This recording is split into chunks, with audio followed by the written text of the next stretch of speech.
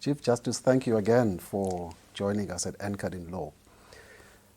About a year or so ago, you made a speech, perhaps more than once, at which you said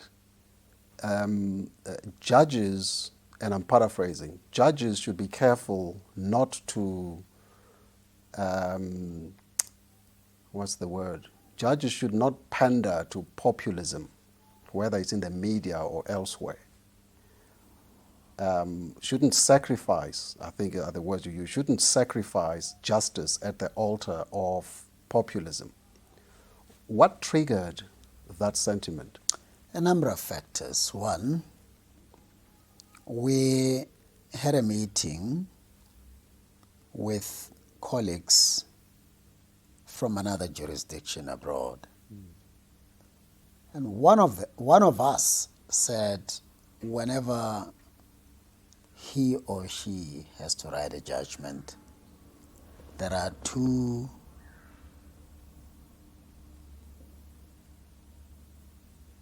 groupings that gives him or her no peace: academics and the media. He or she said that it's very difficult to withstand the criticism that comes from those people because it can be vicious. That's the first issue. Two, there was a stage when judges in South Africa would either be referred to as conservative or well-respected progressive. So I had reason to pause and say, what is it that could capture a judge? And I realized that the way to capture a judge would be to make them know in advance what you, as a thought leader, prefer. To be vicious in your criticism of those who don't toe a particular line, as an example to others what they can expect should they not heed your preferred outcome. Two, is to heap up praises on judicial officers for whatever little thing they have done, so that then they can keep on wanting more of the undeserved praises that you are in the habit of raining down upon those who do what you want. So I was cautioning colleagues, and I caution myself too from time to time, to remember the oath and affirmation of office, and to never care what the consequences of a proper administration of justice by me are going to be. If people want to criticize me, so be it. But we're dealing with people's lives here. We're dealing with people's interests here. We're dealing with the fundamental rights of people. We should never compromise justice just so that we can be praised by aspirant kingmakers out there. That is what informs my approach to these issues. Yes. Yeah. Thank you for that, Chief Justice. Now, but looking at from the other side of the pond, as it were, or looking at the other side of the coin, shouldn't there be some kind of recourse for the judiciary that is subjected to such pressures, typically by the media? I mean, I read an article, I think last year, or either last year or earlier this year, of a journalist very acerbically attacking a majority, not the majority judgment, but the judges, two of the judges who wrote the majority judgment in a recent case that ultimately came here, of senior prosecutors, I think the Supreme Court of Appeal saying a case for them to be struck off had not been made. And the journalist went and attacked personally those two judges. Isn't that an example? Well, that's not the question. The question is, shouldn't judges have some kind of recourse against that kind of pressure from the media? And if so, what could it possibly be? Well, I don't think there is much of a recourse. I do speak out against abuse of power, abuse of privilege by the media or any other person. But I think South Africans and the organized profession in particular must see it as their responsibility. Absolutely. To protect the judiciary. You know, two examples come to mind. Shortly after my appointment to the position of Chief Justice, a particular newspaper wrote an article. I mean, the way I was described, the number of pictures that were lined up there, all designed to say that I was confused. I didn't know what to do as a newly appointed Chief Justice and so on. The legal representatives who appeared in that matter took it upon themselves without even telling me to write an article condemning that article. Two, there was an article circulated when we wanted premises for the administrative arm of the judiciary, the office of the Chief Justice. They said, we want office space so that I can have a toilet. It was a very mean article. One senior counsel here, Les Morrison, I think it was, took it upon himself to write an article. He never consulted me and condemned that newspaper.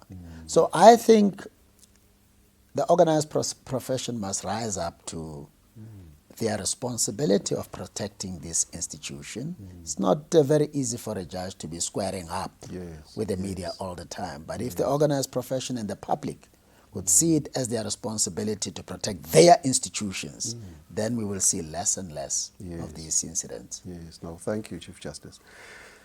Now, you're a notable public speaker. You're also a preacher, I think. Yep, I am. Lay preacher or divine? Well, I'm a pastor. A pastor, Yeah, yes. I'm a pastor.